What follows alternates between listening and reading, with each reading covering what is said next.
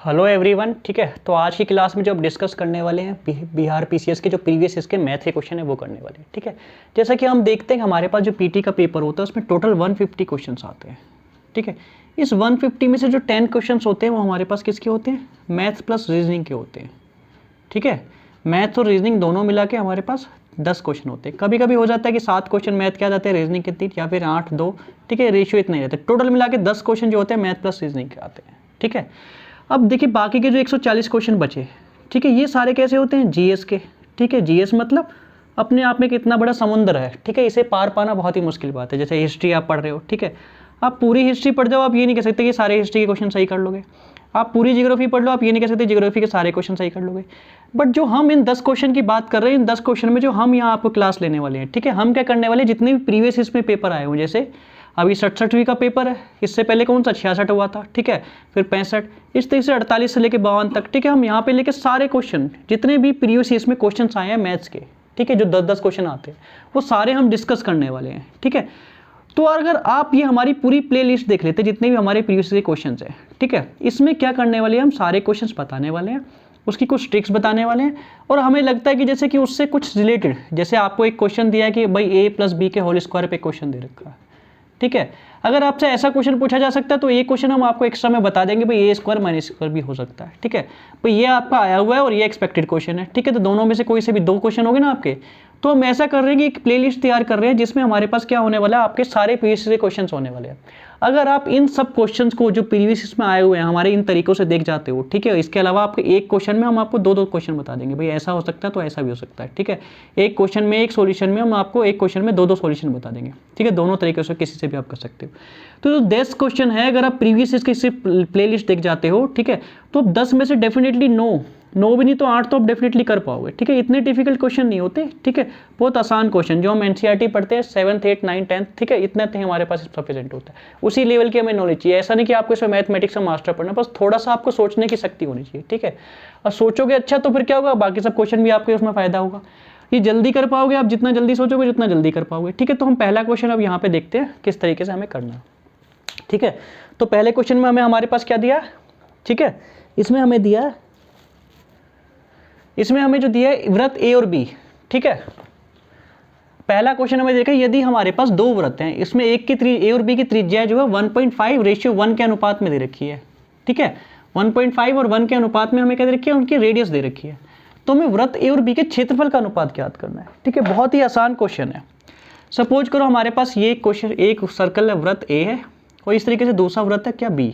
ठीक है, हम देख लेते हैं व्रत में हमें क्या क्या चीज़ हमें पता होनी चाहिए। ठीक है, सबसे पहले व्रत अगर हमें दिया है तो हमारे पास उसकी परिधि का फॉर्मूला क्या होता है? परिधि हमारे पास होती है 2πr व्रत की। ठीक है, व्रत का क्षेत्रफल हमारे पास कितना होता है? व्रत का क्षेत्रफल होता है हमारे पास πr²। ये फॉर्मूला हमें याद होना चाहिए।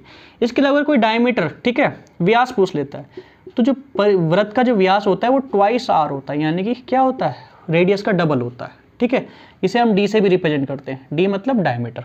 ये तीनों फॉर्मूले हैं जो हमारे पास इंपॉर्टेंट है, तीनों हमें याद होने चाहिए। अब हमारे पास ये दिया हमें, इसकी इस व्रत की त्रिज्या कितनी है? 1.5। यहाँ बीच में सेंटर होगा, सेंटर मतलब केंद्र O, यहाँ पे सेंटर होगा, यहाँ पे 1 दिया हमें। ठीक है, यानी कि A एक ऐसा व्रत है उसकी अगर रेडियस 1.5 है तो B जो दूसरा व्रत है उसकी रेडियस कितनी होने वाली है? 1 होने वाली है। यानी कि R1 अगर हम मान ले तो 1.5 हो जाएगा और R2 मान ले तो हमारे पास 1 हो जाएगा। ठीक है, हमें निकालना है A और B के व्रत का क्षेत्रफल। हम मान लेते हैं यहाँ पे A है व्रत A का क्षेत्रफल और B है व्रत B का क्षेत्रफल। तो इनका क्षेत्रफल का रेशियो कैसे आने वाला है? πr1 का स्क्वायर रेशियो πr2 का स्क्वायर। तो हम यहाँ देखते हैं, हम रेशियो जो निकालते हैं वो मिनिमम नंबर निकालते हैं। जैसे हमारे पास सपोज करो कुछ ऐसे दिया 8/6 दिया, अगर इसे मैं काट दूँ 2 चौक 8 2 3 6, तो ये मेरे पास मिनिमम रेशियो आ गया। मैंने यहाँ पे 2 से क्यों काट दिया? 2 इसमें भी आ रहा था 2 इसमें भी आ रहा था। ठीक है, तो हमें पता कि यहाँ उसने अनुपात हमसे पूछा यानी कि रेशियो पूछा है, तो अनुपात में पाई दोनों तरफ मल्टीप्लाई कर है, भाई दोनों तरफ तो है, या तो मैं इस पूरे को पाई के इसमें मल्टीप्लाई करूँ फिर इसे काटूँ, तो मैं देखता हूँ पाई दोनों तरफ है तो मैं शुरुआत में इसे काट देता हूँ। तो यानी कि मेरे पास क्या बच गया? मेरे पास बच गया R1 का स्क्वायर और R2 का स्क्वायर। ठीक है, अब मेरे पास R1 की डायरेक्ट मुझे वैल्यू दी कितनी? 1.5। ठीक है, 1.5 का स्क्वायर करना और ये फिर 1 का स्क्वायर करना है। ठीक है, अब 1.5 का स्क्वायर कैसे निकालेंगे देखते हैं हम। ठीक है, जैसे मुझे 1.5 का स्क्वायर निकालना है तो 1.5 की मल्टीप्लाई करनी पड़ेगी 1.5 में। अभी थोड़ी देर के लिए मैं भूल जाता हूँ कि यहाँ पे बीच में पॉइंट भी है, ठीक है। मैं इसे मान लेता हूँ कि ये 15 है, ठीक है। 15 की गुना अगर मैं 15 में करता हूँ तो कितना आएगा, 225 आएगा।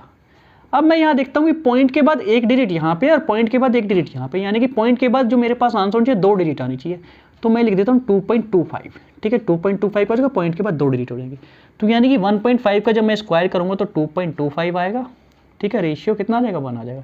तो ये हमारे पास ऑप्शन हो जाएगा, ठीक है, जो हमारे पास आंसर होने वाला है, ठीक है। इसका एक और तरीका हो सकता है क्या, कि जैसे यहाँ 1.5 दिया है, 1.5 कितना होता है कि एक पूरा और आधा, यानी कि इसे हम देख सकते हैं 3/2, यानी कि R1 जो हमारे पास हो जाएगी 3/2 की फॉर्म में भी हो सकती है, ठीक है। या तो आंसर ये होगा, ठीक है भाई, ये आंसर अगर इस फॉर्म में दिया तो आप इस तरीके से कर सकते हो, या फिर क्या कर सकते हैं, हमारे पास क्या हमने देखा यहाँ से आया था, पाई से पाई कटने के बाद R1 का स्क्वायर रेशियो R2 का स्क्वायर, ठीक है।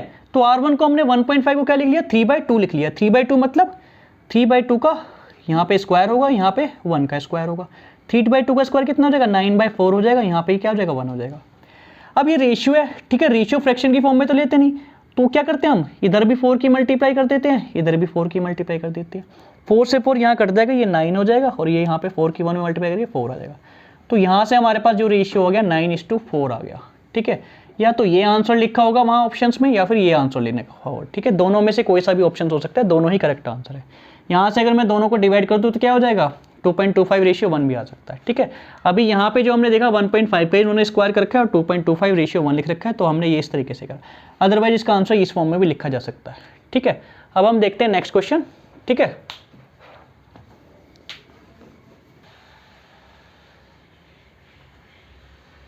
नेक्स्ट क्वेश्चन जो हमारे पास दिया है, इसमें दिया है हमें कि एक नल पानी की किसी टंकी को 3 घंटे में भर सकता है और दूसरा नल जो उसी टंकी को 4 घंटे में खाली कर सकता है। यदि टंकी 1/3 पहले से भरी हुई है तो दोनों नलों को एक साथ खोल दिया जाए तो टंकी भरने में कितना समय लगेगा, ठीक है। इस तरह के क्वेश्चन को हम कैसे करते हैं वो देखते हैं। हम मान लेते हैं कि हमारे पास कुछ इस तरीके की क्या टंकी बनी हुई है, ठीक है, ठीक है। ऐसे हमारे पास एक टंकी है, ठीक है, बेलनाकार या किसी भी फॉर्म में हो सकती है वो।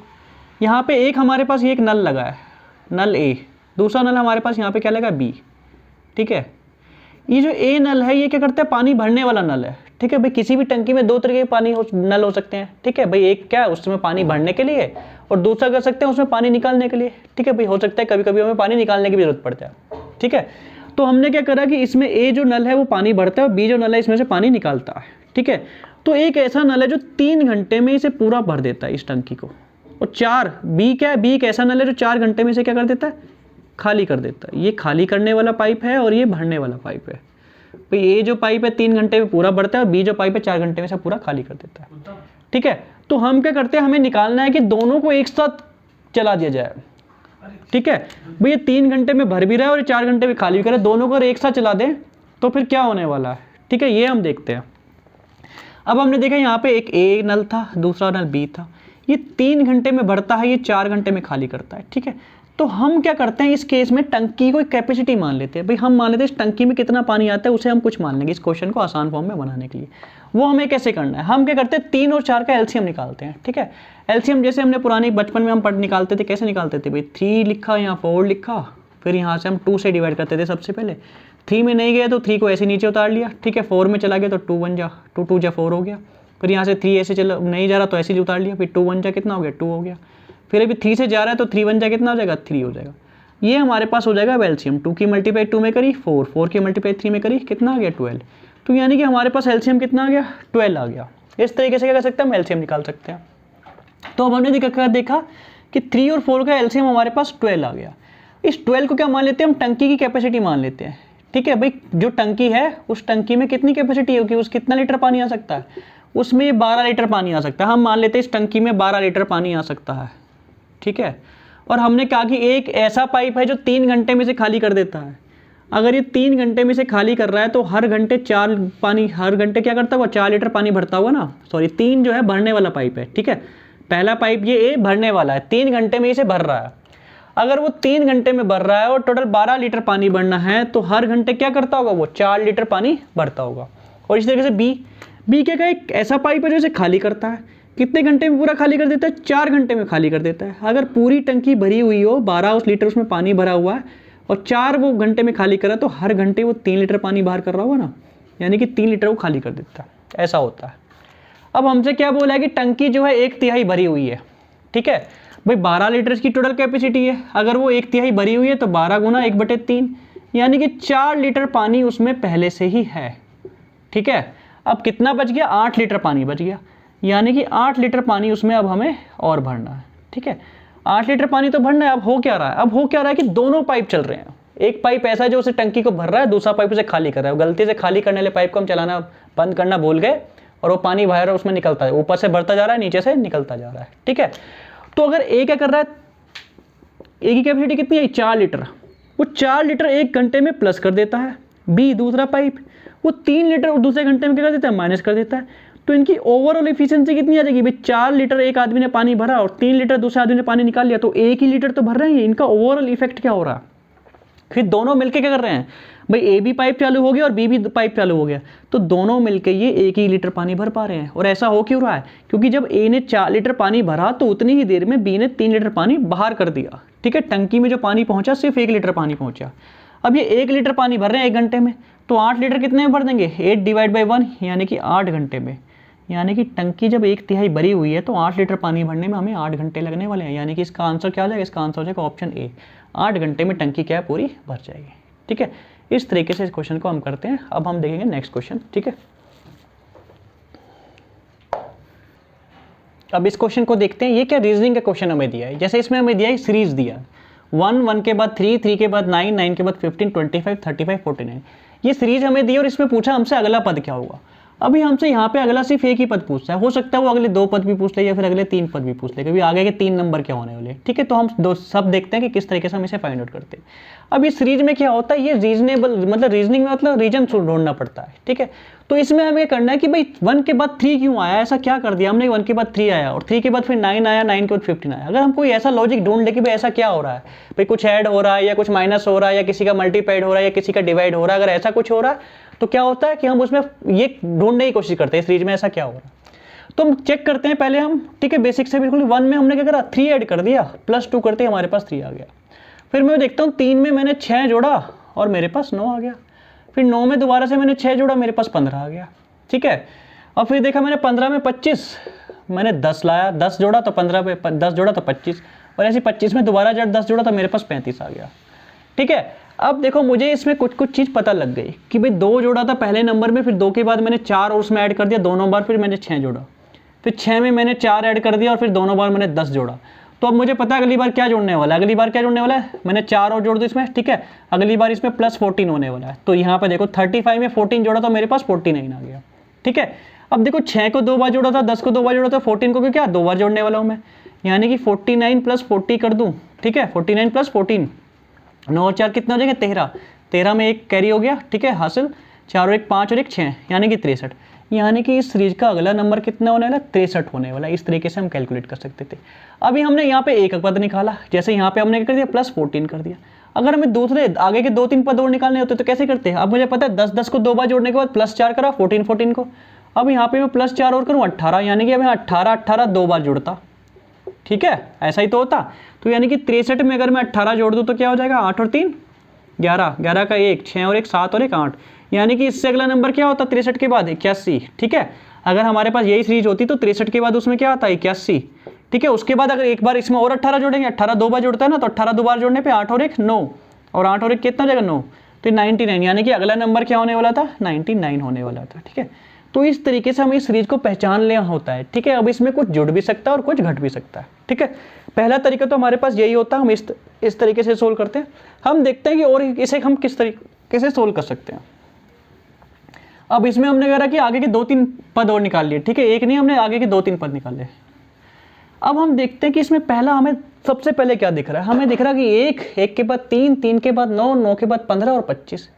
अब 1 9 25 49, ये हमें देखते ही दिख रहा है कि इसमें कुछ नंबर्स का स्क्वायर हो रहा है। स्क्वायर मतलब जैसे ये पहली टर्म क्या लिखी है, ये 1 का स्क्वायर लिखा है। दूसरी टर्म को भी छोड़ देते हैं, ये क्या लिखा है, ये 3 का स्क्वायर लिखा है। ये क्या लिखा है, 5 का स्क्वायर लिखा है। ये क्या लिखा है, 7 का स्क्वायर लिखा है। भाई इसी तरीके से नंबर लिखे हैं, यानी कि इसके बाद ये नंबर हमसे पूछा और इसके बाद अगर सीरीज होती तो यहाँ पे कितना होता, 9 का स्क्वायर होता, ठीक है। इस तरीके से होगा। अब हम देखते हैं कि हमारे पास 3 कैसे आ रहा है, 1 का स्क्वायर 3 का स्क्वायर, बीच में 3 कैसे आ गया, ठीक है। इसे अगर हम ये देखें कि इसे पैटर्न को फॉलो करें, हम देखें तो क्या ये 2 का स्क्वायर -1 नहीं हो रहा भाई? 2 का स्क्वायर कितना होता है 4, 4 में से 1 करें तो 3 नहीं आएगा। तो इस तरीके से ये नंबर बी चला बैठ रहा है। अब हम देखते हैं कि यहाँ भी क्या ऐसा हो रहा है भाई, 3 के बाद क्या आएगा 4, 4 का स्क्वायर -1 करें, ठीक है, यानी कि कितना आ जाएगा 15 आ जाएगा। बिल्कुल ये सीरीज अब फॉलो हो गई।